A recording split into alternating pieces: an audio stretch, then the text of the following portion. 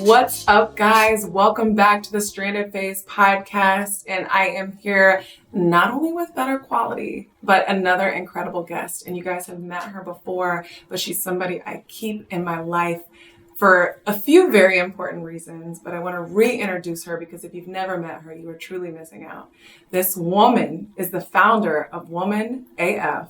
She is the founder of NODA, which is a diversity and inclusion company that helps large companies do a lot of things that we're going to discuss today, as well as the founder of Align, which is a marketing agency. So she does a lot of things. She is massive in the space of just carrying the importance of impacting others, and the impact that she's had on my personal life. And my growth in business is just very near and dear to me. So I'm really excited to bring her to you guys again. I feel like she's like a fifth time guest, but I couldn't be happier to have her in this space on this show again and just in my life. So without further ado, I want to introduce to you guys Miss Ingrid Harb. Thank you. That was beautiful. And I'm here sitting thinking that the last time that we did our first interview, we were just in such different places, and it was actually quite across the river from here. Yes. So it feels very much like, even in a way, I see it as like we've crossed the river. Like we're in this new space where you and I are just, and I feel like I'm gonna add, I am an entrepreneur, but I'm being called to level up, and so it's like I'm feeling that this is gonna be a very different conversation than what we had before. Yeah. Listen, she dove right off the deep end. I was gonna slow take her, but y'all don't even know how deep and just spiritual and just like aligned and attuned this woman is. So you went there, so we're gonna go there. I think you've been on my show like 4 times. Mm-hmm. And I think every time just to be able to assess the growth of like, one time we did this in like a nail salon lobby, I think. And another time we did this on it was in a co-working space on someone's like open. We were just having a great conversation. We didn't even we should record pull this. the mics out. We didn't rent the space. And then I think we've done this in my home before, as well as like now here we are. And one of the coolest things for Ingrid and I to track our growth together is because we quit our jobs our corporate roles on the same day. And I remember the conversations of like you calling me and me being in the car and we being like, what the hell are we doing? Like, is this making sense? Is there enough behind this? Is there enough momentum, enough reason? Can we do this? And just looking at it now, you and I made the joke Monday night when we spent some time together of like, wait, it's only been 2.5 years? Is this for real? Like, it hasn't even been long enough. And just seeing where we are and the feelings that occurred during that time, I'm so incredibly proud of both of us. And I want to make sure I say it to you guys if you're listening. If you have a vision, if you see yourself doing something that keeps you up at night, that literally just like is in your soul, but you can't put words to it, you can't figure out, you can't answer that daunting question of how, I promise you, the universe, source, God, whomever you pull from is not going to put something on your heart that you were not already created for. And watching both of us bring that to life and manifest that has been my favorite thing to watch. And I think also it's important to know that people, when you call spirit, spirit will listen, right? And that means also that you have to listen to, right? And you have to make the choice to whatever it is that calling is, or whatever it is that thing that you wanted, to say yes when it comes, because when it comes is when it's meant to happen. And so a lot of people are like, I want this, like I really want to get here, I really want to do this, and they hear the calling and they're like, oh, no way, like this is too unknown, I don't know, too much uncertainty, there's too much on my plate, I can't, I'm not ready yet. Right. There's no such thing as perfect timing. And I always say that's something that I admire of like our journey is that we just kind of grab our bags and said, I think we're special. Sometimes I was getting on the plane with no bags. Like, let's just go. We're just going to go. I'll buy something when I get there. We'll figure this out. Yeah. And so listening and knowing that when you do call spirit, that you have to say yes when it calls. Speaking of saying yes, you pulled another fast one on me this year, or last year. We're now in 2022. You pulled another fast one on me. People that know Ingrid intimately knows pretty much anything that comes out of her mouth, she means. And she says, well, whatever she says, she means. And you typically don't, a lot of people say a lot of things. It doesn't necessarily mean that they're things that they bring to life. But you are one of those people that I have watched. If you say it, everybody put your seatbelt on because it's happening. And not only are you the founder of currently managing 3 businesses, but you came to me in November, and I want to be like very intimate about this, is that you are by far one of the most spiritual people I know. And just, it's so incredibly natural for you. I think it's a journey for a lot of us that like we seek, but we obviously need guides and leaders and people that we feel like can really guide us through that process that are a little more aligned. And you've been doing that for me for years now on an intimate level. And it's almost like you can just pick up when I need it. You're like, come here, let's do this, let's write, let's journal, let's do this ceremony. I want to introduce you to somebody. But you came to me in November and you just wanted to check on me. And you came over here and you said in passing, I also want to talk about what you did for me too. But you said in passing that you were feeling incredibly called to go on this journey of understanding what some of the most like still standing spiritual tribes were doing to connect, align, and heal. And I was like, yes, that sounds amazing, but what are you going to do with all these businesses? What are you going to do with don't you have a team? And the way you were breaking it down for me, I was like, oh, you're literally going to stop your life. Like, you're going to stop your whole life for this. And you were like, I've never felt more called to do something. Why would I have created all this income if I didn't have the space to do it? And I want to do this before I have children or I get married or I'm committed or in a place that I'm stuck in. And I'm technically not stuck. Why else do we do this if I didn't answer the calling to do something I feel called to do? But I want to hear from you. What did this sound like? Like, what was this because I feel very secure in what I do from a business standpoint. But if something came to me and it was like, hey, I want you to put all that to rest or put all of that on hold while you have momentum. And I want you to consider seeking something else. But I really want to hold on to this really tight. I just got it. Are you sure you want me to let it go? And so I look at you and to have that much courage and understanding, like, what did that sound like? That's such a good question. And you were talking and I was like looking back at my life because everyone has their own spiritual journey. And for me, the calling was when I was 13 years old. And I think I've told you this. And I was 13 years old and there was a boy near where I lived that was seeing the Virgin Mary. Now, I grew up in Mexico where it's very Catholic. And so that is all I knew. Right. And the Virgin Mary and the energy of this feminine, I would say goddess really, just really always called me.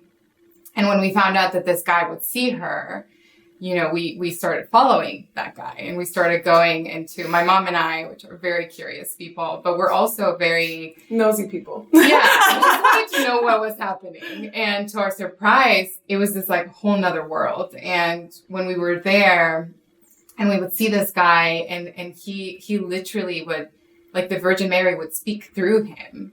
And I'm like, 12, 13 years old. And I'm there and I'm like, I feel it. And I remember praying. And since I was little, use me as your source. Like that was my prayer. Use me as your source. Give me the knowledge that I need.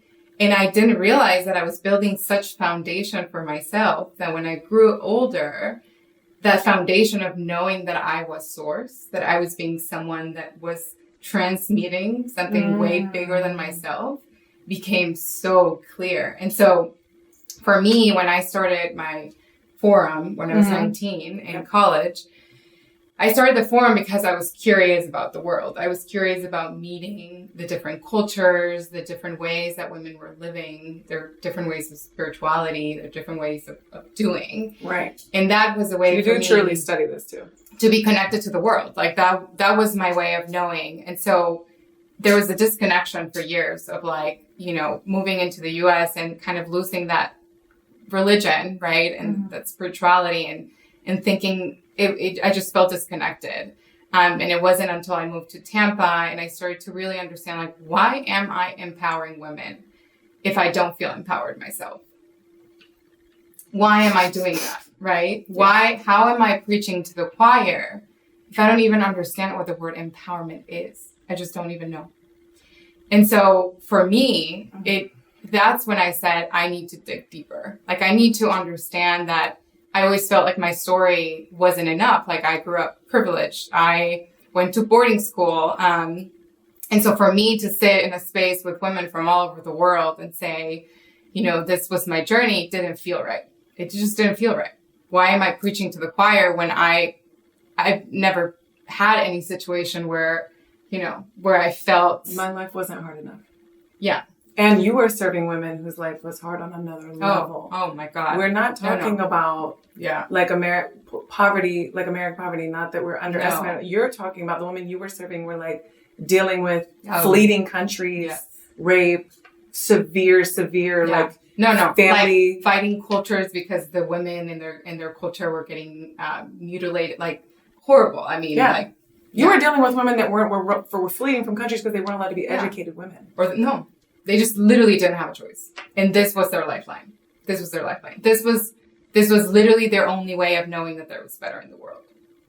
And for me to sit there, and I remember very clearly in one of my forums, because I started with a forum, and I remember clearly when everybody started opening up and everyone started sharing their stories. And it was like, I mean, I can't tell you, I was like boohoo crying. Mm-hmm. It was like one of those moments that I could die there. Like, I was like, this feels like I'm living, you know, like this feels like this is what we need. Right.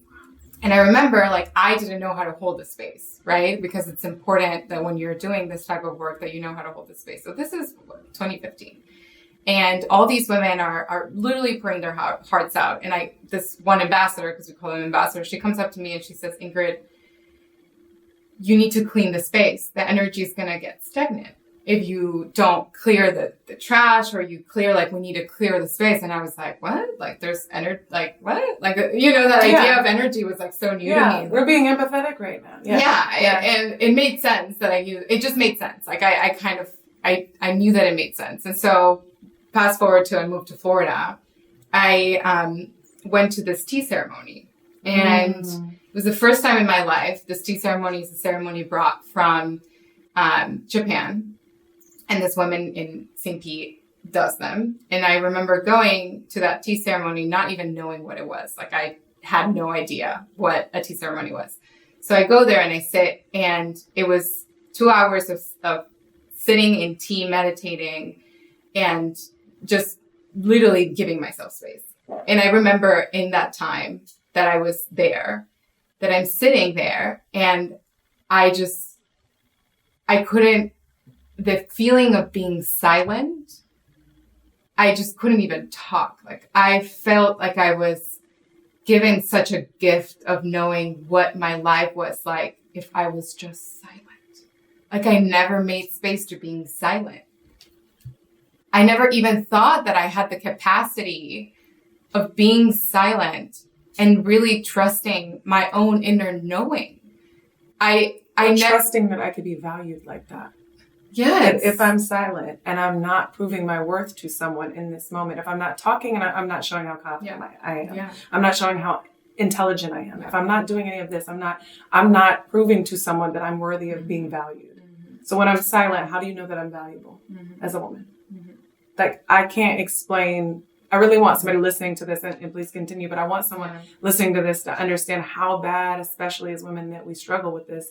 Because we find ourselves showing up in rooms when we need to be listening, being loud unnecessarily, because we are immediately trying to establish our worth and value in a space when a lot of times we're not being called to do that. We're being called to consume. I always say the saying of, like, people will remember you, they won't remember who you are, but they'll remember who you say. They're not going to remember who you say. They're going to remember your energy. They're going to remember how you made them feel. They're going to remember your presence. Correct. They're going to remember your aura. Mm-hmm. And so being in silence, and not necessarily even externally, but within yourself, is what we need as women to really get clear on who we are, what we need, where we want to head. And so for me, like, literally, long story short, that tea ceremony was the opening portal to this whole new way of living.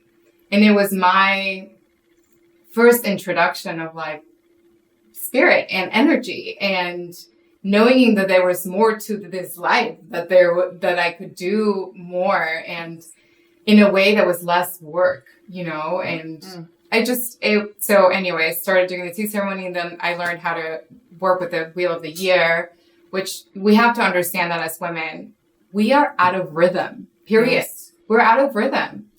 The way that our days work, the way that our weeks work, the way that the Mayan calendar has structured our year, our way of living is literally throwing us out of rhythm.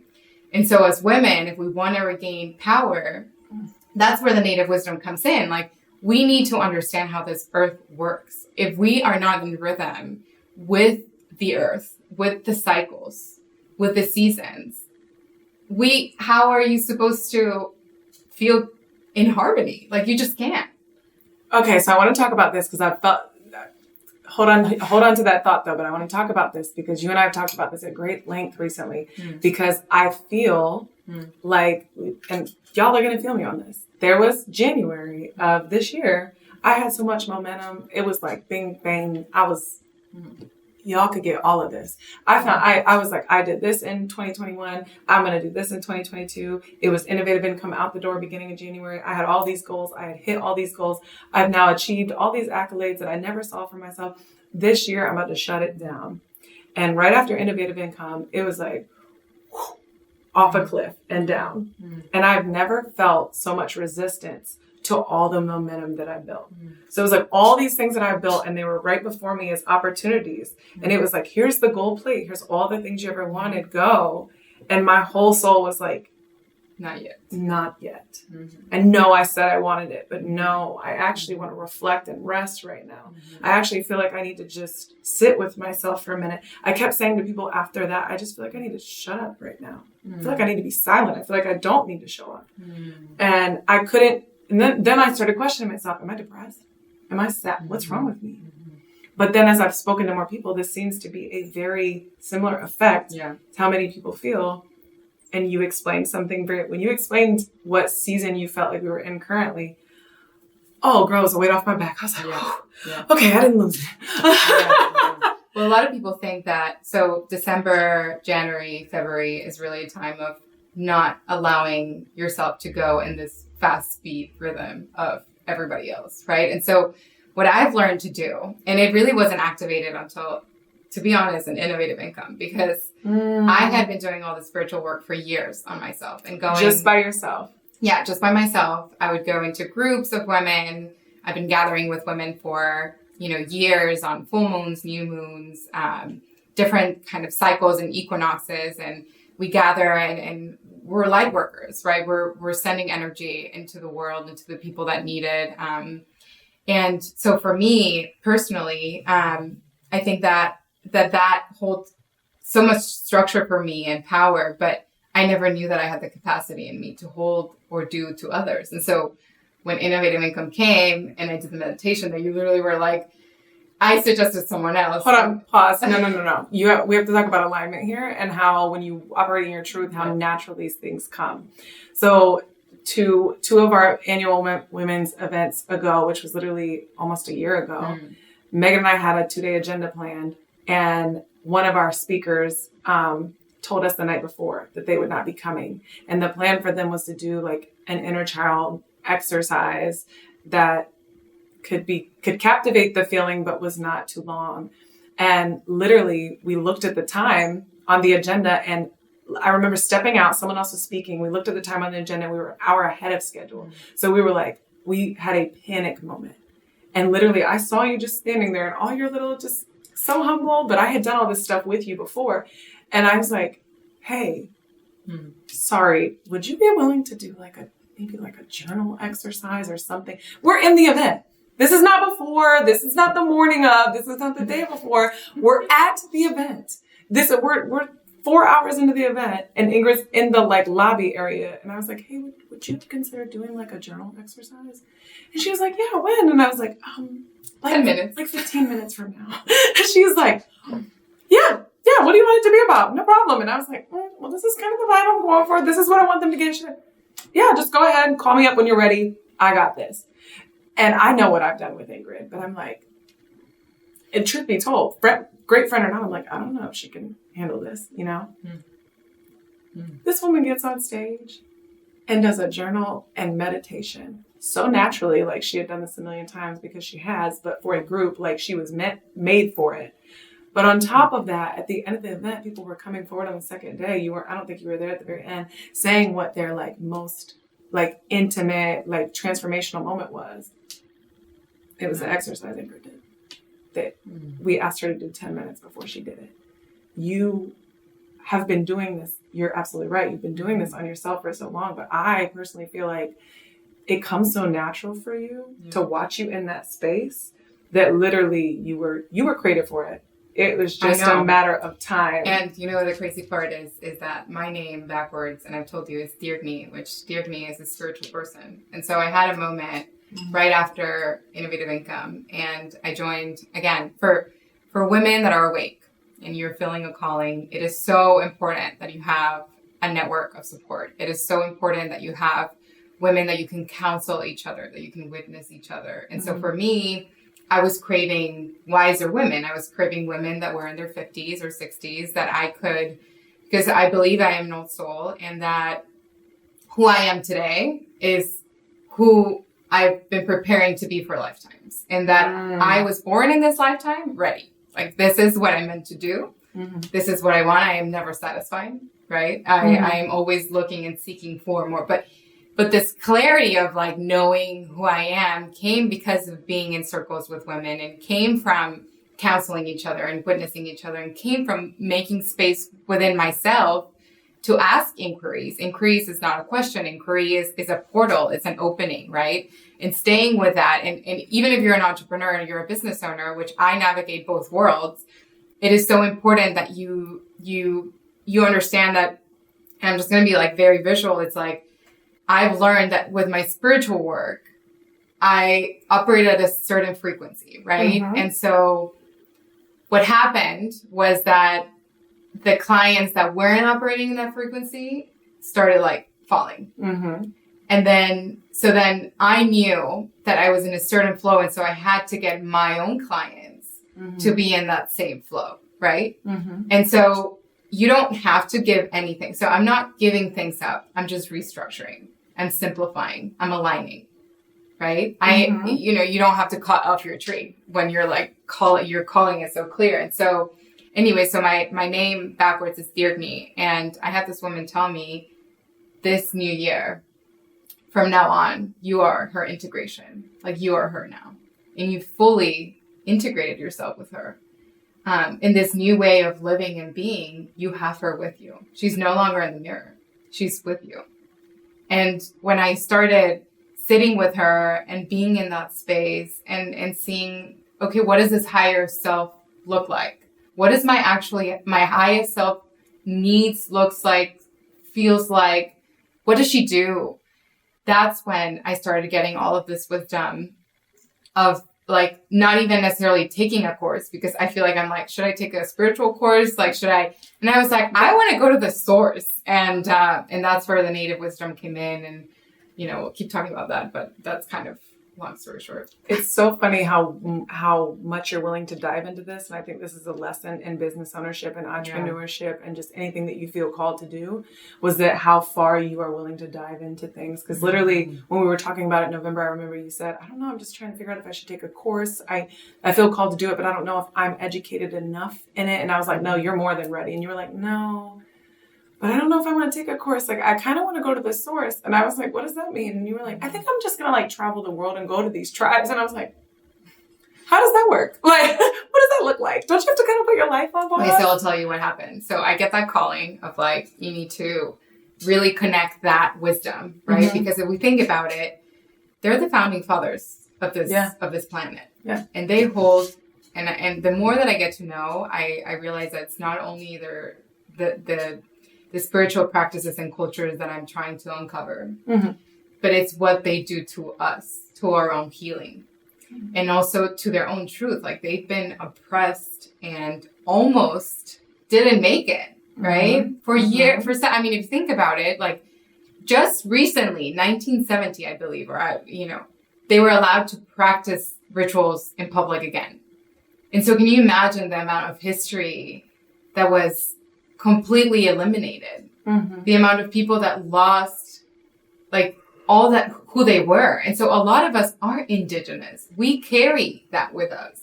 We carry that wisdom. And if we don't connect to that, how are we supposed to know who we are? We just don't. I have to ask you a really intimate question, because one of the things I love about doing this, so I've done so much stuff with you personally. Like, I felt like, and I haven't even connected the dots on this, but I feel like you lead me in a way that I can't explain. I at some point want to go into detail about what you did for me around my son.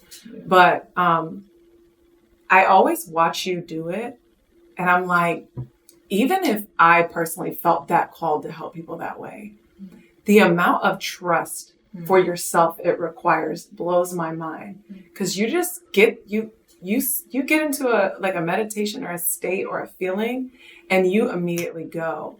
And I'm like, that's a level of trust most people don't have for themselves, because they may feel the feeling and then they may immediately allow the resistance. And so I guess my question is like, how do you know? I guess I'm going to advocate for them. How do you know you're right? You just, so we have been,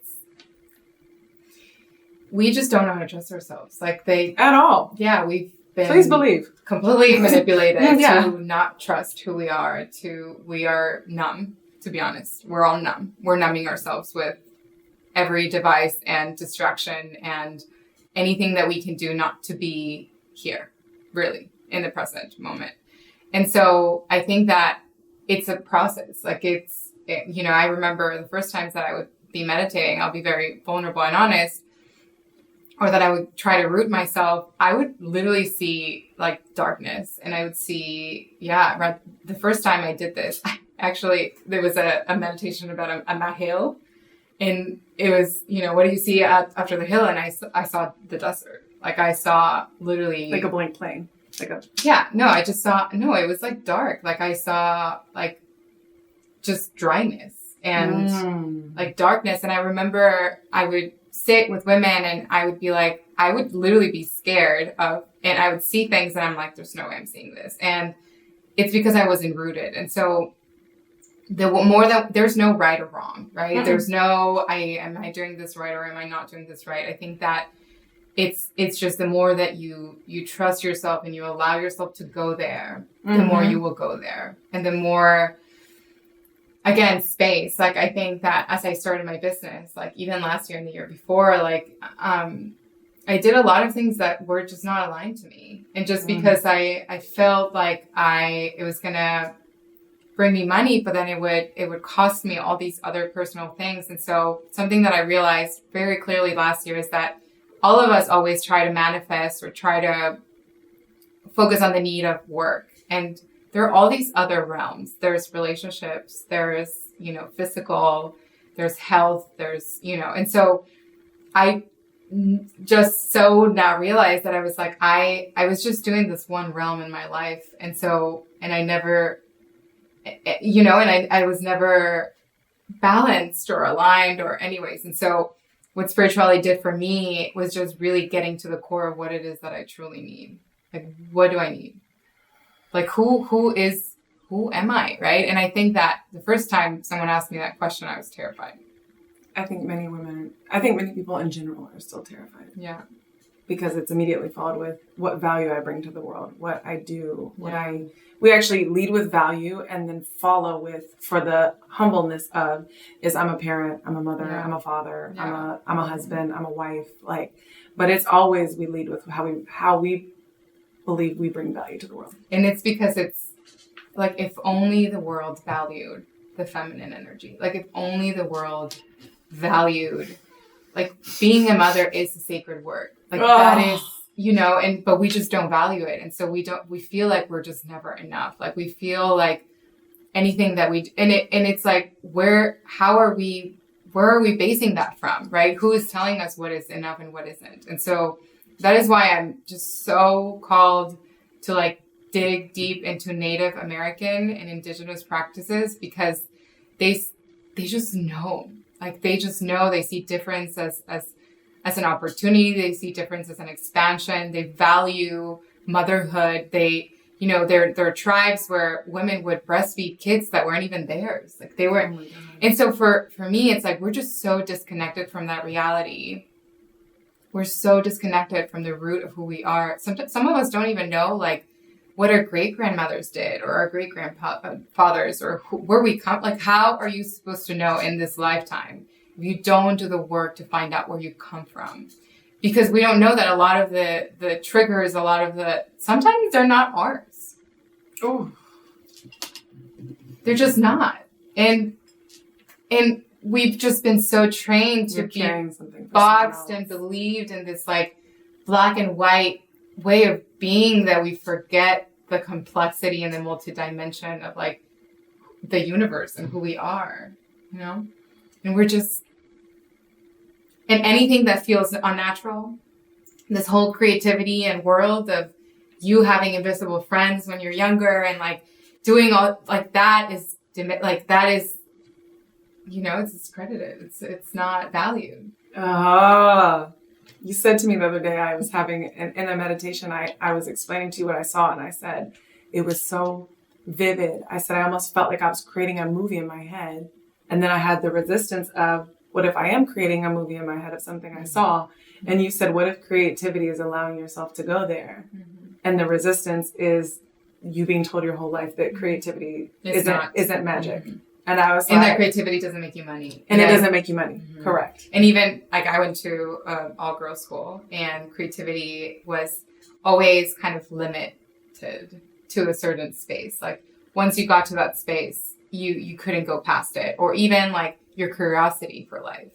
Like, I would ask all these questions, and they would be like, well, I don't know. You can't ask that question. So you're asking too many questions. We have to literally go to the root of everything. And if we want to become more evolved people, and it's not even evolved, like, fuck the world evolved. It's like, if we just want to be in harmony and live a life that feels and is a reflection of who we really are and want to be, then you gotta go deep. Like, if you don't go deep, you just, So I want to wrap with what your new effort you're launching and how you're going to help other people, especially people that feel like they don't have access to this, go deep. But before we do, I want to just, I could sit on here. We could have another 2-hour episode about all the places that Ingrid has taken me, places that I don't even feel like I was ready for, but being aligned with someone like you and how incredible it's been. Like, she's taken me back to my ancestors that I was not connected with, which was extremely powerful, but one of the most beautiful things, and I won't go into a lot of detail so that I get to keep some of it to myself, but one of the most beautiful things you did for me is going to make me cry. And it's so crazy because I didn't even ask for it. You were here and you were literally getting ready to leave. You were walking out of my house. You had been here for 2 hours and you were like, oh my God, by the way, how's Cam? And I was like, he's great. I said, we're dealing with some behavior because of the transition and all this stuff. And you walked into his room and you were like, And you were like, what is this? And it was the magazine I have on the wall in the frame because he was born during the solar eclipse. And I told you the story. I said, I never explained that to you. And you were like, I think I knew, but I didn't know the full story. I was like, yeah, he was born during the total solar eclipse. And you were like, okay, wait a minute. And you put your keys down. You're like, I feel like I need to meditate on this right now. Like, will you have a moment with me? And I was like, yes. And we sat on the floor and you walked me through a meditation around my son. That one, I didn't know that I needed. But I can't put words to what I heard because you talked to me about, and a lot of people on here know my birth story. So I almost died. My son almost died. He was born a pound, 12 ounces. He ended up in the NICU for 3.5 months. And you were walking me through being in the hospital room after I had Cameron and they kicked everyone out. And the nurse was freaking out because she's like, I need you to calm down. Your blood pressure is so high. And I was like, I'm fine. And she said, I'm going to get out of the room because I really need you to sit in silence. And I was like, okay. And I was sitting there in this dark room after they'd already rushed my child off. I didn't know if he was alive. And I'm sitting in there in the dark and you were walking me through it in the meditation. And you were like, a part of you died that day, but for the better. Like, you lost a part of you and became a part of you that was going to be the mother to this child who needs a leader in this life. And then as you were talking about how beautiful motherhood was, you just kind of like reenacted this like power in me that I am this child's mother. I heard this statement, and I'll never forget it. I'm going to get it tattooed on me. I heard that because the eclipse, it covers the sun. I heard in the clearest sentence, and I hope I don't mess it up, it's that he's the light to their darkness. Mm-hmm. That my son is here to be the light to their darkness. And that you said you were called to lead this child because he is, and I heard, is the light to their darkness. Mm-hmm. And I have never felt so light. I remember you left and I had a long drive after that. Mm-hmm. And I felt so light. Like, I was like, one, I didn't even know that I had so much trauma still that I was carrying around his birth. But two, it just was the most beautiful reminder of the most important job that we have. Mm-hmm. It's the most important job. Like, this is important. Income is important. All these things are important. But like, there is nothing more important than the one child that I get to serve and raise. Like, you walked me through a simple 45 minutes meditation that I know has changed my life forever in the way that I look at raising my son. Mm-hmm. That alone, like, and I want you to talk about, I'm sorry to end the show that way, but I want you to talk about the effort you're launching, because that alone changed my life forever. Mm-hmm. Forever. I needed to be reminded of the role that I play in my son's life and how important it is, and how all of the things that are happening to me that felt so traumatic have everything to do with him. Mm. So thank you if I never said it.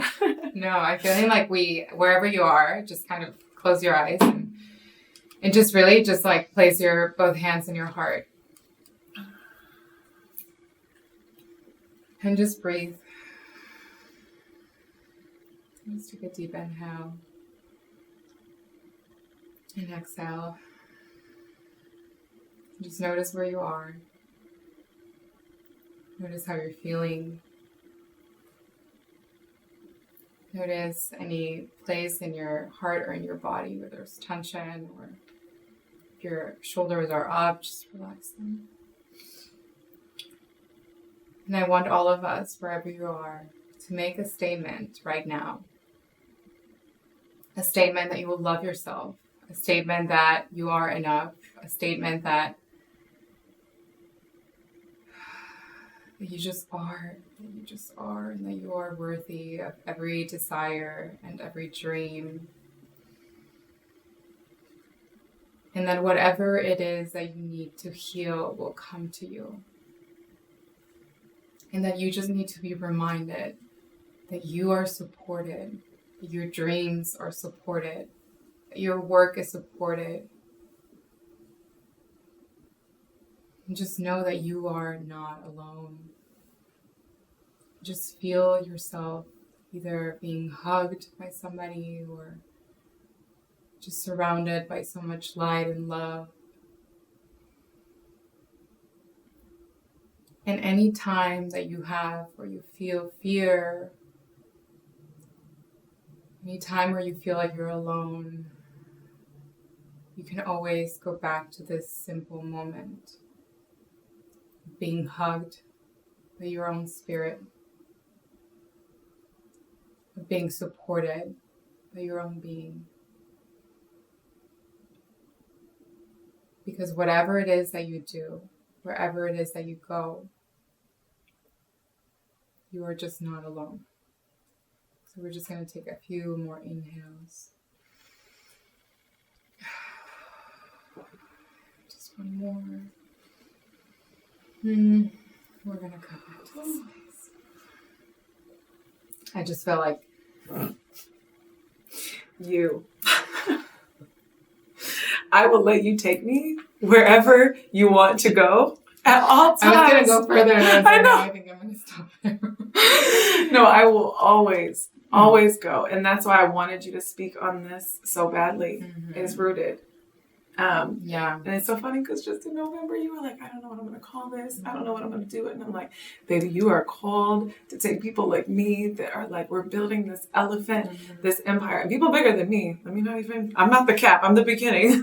But take people like me and just women that are building this elephant that we know how to go out there and get it, but we're craving to get back to femininity. We're craving to love motherhood again. Because let's be honest. Let me be really crystal clear, like honest and vulnerable with you. When you're killing it in business, have you ever realized how hard motherhood is? And everything else. Like when I'm killing it in business and I'm out here, like I'm crushing it. And my son comes home on some like behavior problems. I'm like, I'm almost acting towards him as if to my 4-year-old, do you know what your mother did today? Did you know your mother earned this much money? Did you know your mother helped this many people? I don't say that to him, but it's almost like I'm treating him as though he should know and respect it and not, but I'm craving to get on most days, I'm craving to get back to a balance, to motherhood, to love what I do, the way I impact the world, the way I love my son, the way I show up in the world. I always say it as this, and it's simple, but I'm like craving to get back to unconditional love. I'm craving to go back out in the world and love people, whether they can hurt me or not. I'm ready to go back out in the world and receive from people, whether they can hurt me or not. And I feel like that is what you are, and I hope that's what you're doing with Rooted, but you explain in this effort, but that's what we need more than anything right now, that this is what we need. Yeah. Oof. Yeah. It's driving people and women specifically into a space of overburned, of overwhelm, of despair, of we can no longer operate like this. No. And I think that for the longest time, if you think about the trajectory, and then I'll go into what I'm doing, but if you think about the trajectory of when women started in the workplace, women's movements, it was necessary for us to really tap into our masculine. Like we kind of even had to like assimilate because that's the only way that we could survive. And for the longest time, that's how we have operated, and that just doesn't work anymore. The world doesn't need, like we need to learn how to, and there are so many ways of getting into this space of harmony and getting into a space where you're not only being productive at work, but you have your health, you have your relationships, you have your physical taken care of. And so for me, again, I thought that my journey was going to be individual. I really did. I really thought that I was going to be able to keep this entrepreneurial lifestyle. Like, no, ma'am. Yep. No, just, you will not keep this gift to yourself. You will not keep this gift to yourself. Thank you. Yeah, and thank you for that, because I really feel that your summit really allowed me to just even walk into that. And it was effortless. Effortless. Yeah. You walked into it, baby. You stepped into it.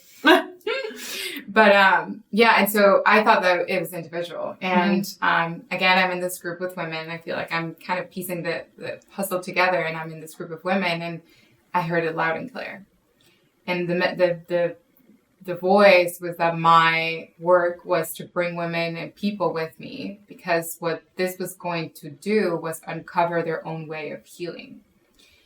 And I remember sitting with that wisdom, really, and being like, okay, oh my God, okay, so here it goes. Again, you piecing all my entrepreneurial spirit and everything that I've done and known how to orchestrate it, and it said very clearly, I am going to orchestrate these experiences so that women find their way, right? So that we can get clear, and we can even in a way take away the spaces and the parts of us that no longer serve us. And so I launched, there's two things. There's one of like the documenting of these rituals and ceremonies. And so I was just in Hawaii. I've seen some of them. Oh. And it's just, it really, there's no form, there's no need, there's no agenda. Like I'm just doing it because I feel called to do it. And I was just at Hawaii documenting Native ceremonies and rituals. And then from that experience of documenting them, I posted, and I remember it was also sharing the truth of who they were and where they're at. And so there's one that is the documenting. And then the part where women are coming with me is the retreats. And And obviously there's, we're thinking of doing, something that is more of like a program or, that could be more of this longer support. But the retreats are your connection to that native wisdom. The retreats are, designed in a way that are elevating ourselves and creating the clarity to play again, to be again, to be wild. And like, I'm just craving that. And I've been able to experience that. And I find it that everyone should have access to that, right? Of like the true root of empowerment, the true root of who we are, we can unlock when we're surrounded by women.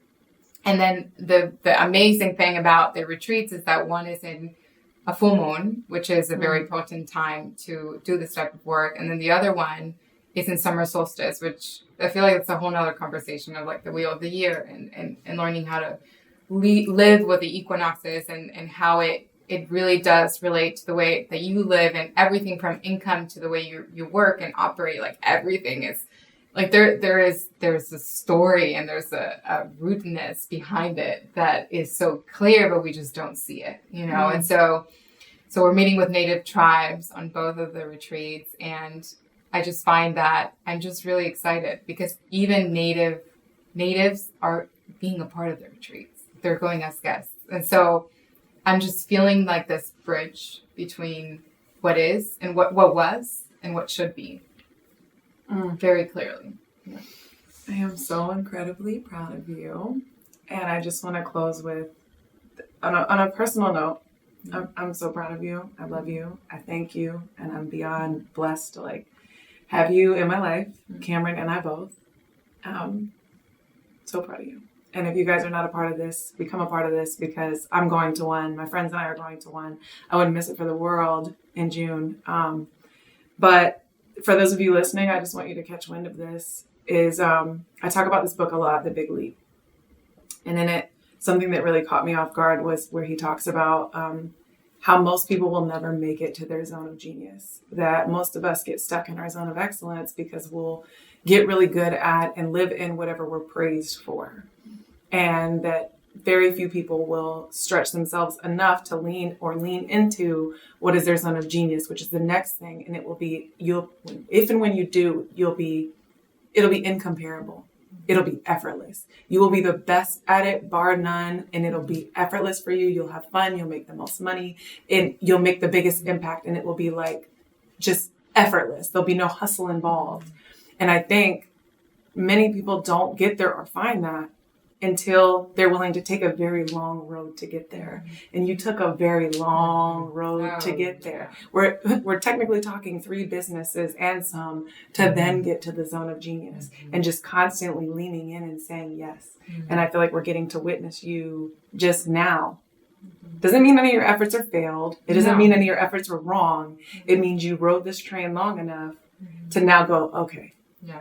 This is the thing. And it literally, you just stopped and did it during this show. Like, it's literally the thing that comes effortless to you. And I can't say that for a lot of people. So we get to watch you in your zone of genius now. But please take note of that you may be doing something you're praised for and something you are incredibly good at. There may be even more for you on the other side of leaning in and saying yes to that. So much more. Mm-hmm. So much more. Impact, purpose, all of it. So, my friend, my love, thank you so much for this. I appreciate your vulnerability, your honesty, and guys, check out her retreat. Tell them where they can find more out about this, where they can tag along. Yeah. So the Women Ambassadors, which is how it started. The URL was always Women AF, and it always felt true, but it wasn't ready for that time. Like, it just wasn't. 2015, if you said Women AF, they'd look at you and be like, what the heck where are you going with this? Yeah. So we've, everything is going to go under that branch. And so if you Google womenaf.org, you'll find the retreats. The Utah one is almost sold out. The Utah is in May. And the June one, we still have spots. And that's the one where we're meeting with the Blackfeet tribe, and we're doing work with them. And not even that, is just the space and the work that I'm actually, the way that I'm planning this retreat is through dreams.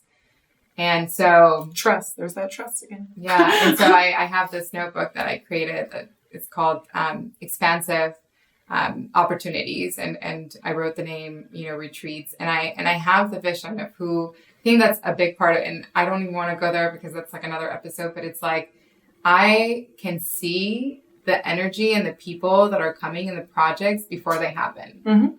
Right? I can go there. And that's a big part of like being able to make your current present a reality. And so I can see who's coming and I can see what they need. And so I'm just really holding that space. And I think that's another thing of like this new way of living and being that we just don't, anything that has resistance, you need to let it go. We need to create this spaces of rest. Like rest is so important. We just don't value it. We just don't value it. So anyways, so womenaf.org is when you'll find the retreats. And yeah, this is purely done with the with my whole soul. I would just say it like that.